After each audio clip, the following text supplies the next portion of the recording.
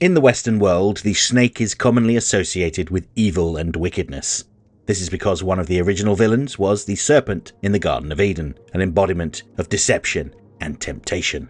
That image has stuck around for millennia, making snakes the go-to symbol for treachery, manipulation, and evil. So it's no wonder that so many comic book villains lean into this aesthetic. It's basically a shorthand code for wickedness.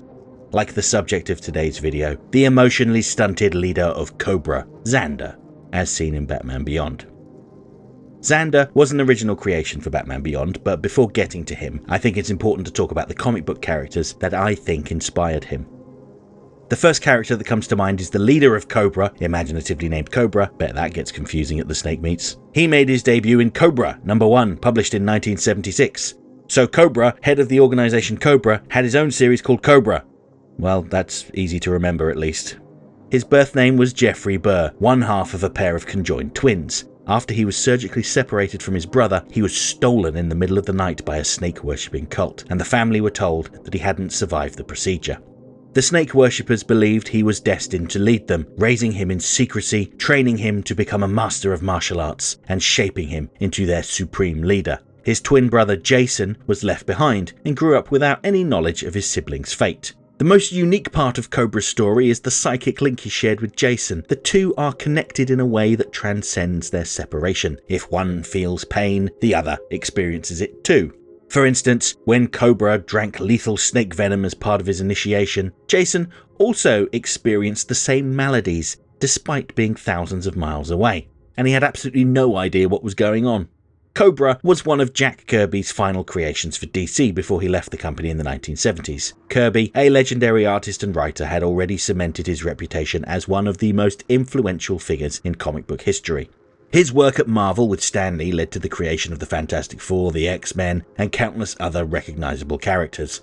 But he was dissatisfied with what he viewed as an imbalance in the creative partnership with Lee, so he left Marvel. His time at DC was marked by bold experimentation, where he would write, edit, and illustrate most of his stories alone, particularly the books that made up his Fourth World saga, which introduced Darkseid and the New Gods. When Kirby created Cobra, he was tapping into the era's fascination with secret societies, espionage, and mystical cults. While he left DC and much of his work was redone by other writers and artists, his influence remained. And it's interesting to note that despite being an idea that Kirby didn't really care all that much for, there's more creativity on display in this first issue than most other comics of the era. Over time, other writers and artists expanded upon the character, killing off his twin brother and making him more of a James Bond-style world-threatening bad guy. His unique blend of religious fanaticism, scientific advancement, and sheer ruthlessness made him stand out in a universe filled with megalomaniacs. Now, a lot of people compare Cobra, the organization, to Marvel's Hydra, and I get why. Both are secretive organizations with serpentine branding and world-ending ambitions. But there is a difference between the two. Hydra was founded by Nazis in the aftermath of World War II and exists for the purpose of world domination. They don't want to destroy the world, they want to enslave it. Cobra, on the other hand, is a religious cult that doesn't just want to rule the world, it wants to destroy it and usher in a new age of chaos. For some reason? It's also worth noting that both Cobra and Hydra were co-created by Jack Kirby. So while some might accuse DC of ripping off Marvel, the truth is Kirby was just playing with similar ideas in both universes. And before anyone chimes in with G.I. Joe's Cobra, spelled with a C not a K, they didn't appear until the 1980s. I'm not a G.I. Joe expert, but I find it hard to believe that they didn't at least take some inspiration from Kirby's work. Despite featuring prominently in the 1980s Batman and the Outsiders comics, Cobra didn't appear in Batman the Animated Series, but they did show up in the follow-up show, Batman Beyond. I fully intend to make a more detailed video looking at the cult in the future, but for now, I want to specifically talk about Zander, who made his debut in the two-parter Curse of the Cobra. When Batman Beyond introduced Cobra into its universe, the writers took the core concept of their leader being a child raised by the snake-worshipping cult, but tweaked it for the new futuristic setting. Zander was a genetically engineered chosen one, intended to be the greatest human of all time, and he would lead the cult and destroy the Earth. He wasn't stolen from his parents, he was created by Cobra's scientists in a bid to breed the perfect leader, which will sound familiar to fans of G.I. Joe's Serpentor, ironically enough. In earlier episodes of the show, it was said that Cobra consisted of multiple independent cells, each with its own leadership, ensuring that the organisation could survive even if one part was destroyed, which I guess was true to a point. But the reason why there was no supreme leader that they all followed was because he simply wasn't ready yet. Zander was being raised in secret, waiting for the day when he would complete his studies and ascend to power. The Batman of the future, Terry McGinnis, crossed paths with Zander after he was sent to learn martial arts at a dojo, headed by Kairi Tanaga. If that name rings a bell, it's because she was the prize student at the same dojo that Bruce Wayne had trained at, and she was the student that had been kidnapped by the villainous Kyodai Ken in the Batman the Animated Series episode Day of the Samurai. While Kairi is one of the best martial artists in the world, she didn't want to teach Zander how to be a better fighter. Or I should say, be better at beating people up. What she really wants to do is round out Zander's education and try to get him off the destructive path Cobra has laid out for him. But she fails.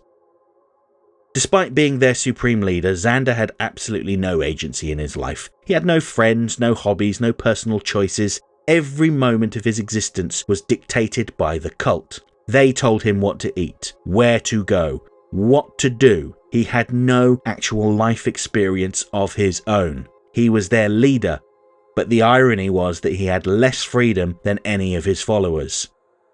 And it kind of reminds me of those parents who are so obsessed with shaping their child into an idealized version of a person that they have no idea who their child actually is. Or maybe they just don't care. They just want little Timmy to learn to play the violin, whether he has any interest in it or not. That's Zander. He's a sheltered little weirdo living someone else's life.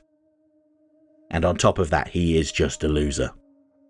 Terry very clearly felt sorry for him and tried to introduce some normality into his life, taking him out for pizza, playing video games at the arcade, and so on.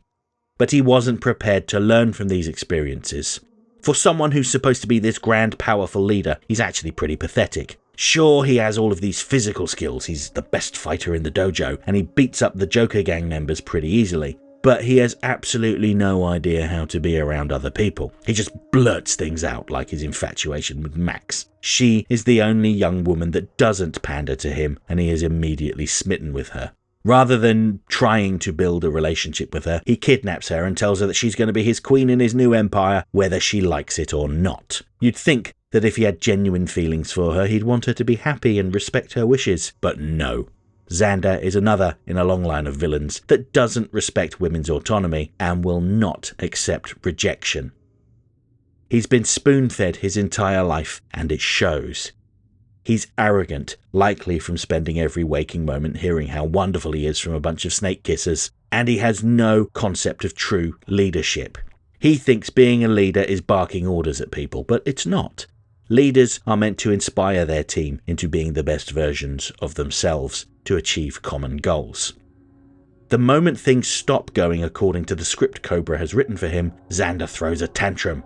But it's not really his fault, it's the fault of the people that raised him. One of the influences in Zander's life was Dr. Abel Cuvier, the scientist behind the genetic modification craze known as splicing. I've talked about Cuvier before, and how his work ties back to Kirk Langstrom, the Man-Bat from Batman the Animated Series. So I suppose it's completely appropriate that he shows up here in another episode that calls back to a classic Beat-Ass episode. If you haven't seen that video yet, add it to your watch later list. I've included a link in the video's description and the info button in the top right corner. Cuvier implants an idea that by splicing their members with dinosaur DNA, they could become stronger, more adaptable, and better suited for the new, hotter climate they plan to create through ecological sabotage with a thermal bomb. It was a logical next step for a cult obsessed with reptiles. Why worship snakes when you could become one? Or a dinosaur? Close enough, right? Of course, as with any villain, Zander is not successful in his mad scheme. Batman is able to rescue Max, thanks to an assist from Kairi, who sacrifices her own life to stop Cobra. Zander is killed in the explosion and doesn't appear again. He also never made any appearances in any of the mainline comics, like too many Batman Beyond villains. Curse of the Cobra is probably my least favourite story in Batman Beyond. There's nothing particularly wrong with it, I just didn't find Zander or Cobra to be all that compelling, and their plot to turn their followers into dinosaurs and to superheat the Earth felt a bit out of place to me. But at the same time, I think that Zander is a solid take on the leader of Cobra. While the comic book original started out with an interesting gimmick, experiencing the same feelings as his twin brother while operating on opposite sides of the law, it was stripped away fairly quickly, leaving him to become a generic cult leader. Batman Beyond took the basic concept to a stranger, more futuristic place, showing what happens when someone is raised to lead but never allowed to live. And while he may have been destined for greatness in the eyes of his followers, in the end, he's just another misguided pawn in a cult that was never as powerful or as significant as it believed itself to be.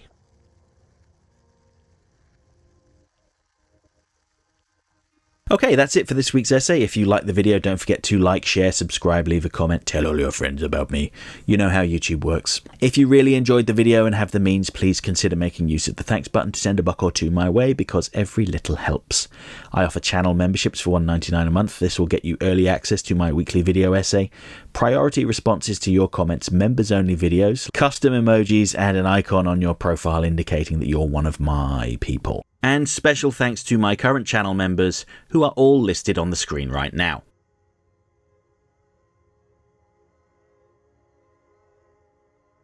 Next time, I'll be back on Monday with another video about the characters seen in Creature Commandos. We'll say cheers to the Tin Man as we talk about G.I. Robot and his unending mission to rid the world of Nazis. Then on Friday, I'm going back to where it all began in Batman the Animated Series' debut episode, On Leather Wings, to talk about why it was the perfect pilot.